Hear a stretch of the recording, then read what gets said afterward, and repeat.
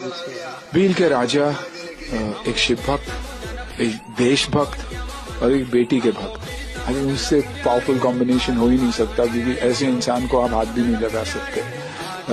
हामी जी के साथ लड़े सोमनाथ किले, मुगलों के खिलाफ, दरिंदों के खिलाफ। यही चाहा उन्होंने कि हमारे देश को कुछ होना नहीं चाहिए, और जो ऑलरेडी लूट मची थी उसको उन्होंने रोकने की कोशिश की।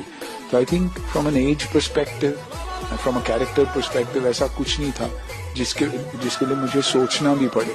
और कहानी इतनी खूबसूरत थी। देखिए, हमें स्कूल में भी हमेशा सिखाया गया तो हिस्ट्री की बात करते तो हमें ताजमहल के बारे में और शाहजहां के बारे में और औरंगजेब के बारे में सिखाया गया, लेकिन ऐसी खूबसूरत कहानियां जो हमारे देश, मैं हमेशा कहता हूँ 28 स्टेट्स और 9 यूनियन टेरिटरीज, उसके बारे में और वहाँ के हीरोज के बारे में किसी ने हमें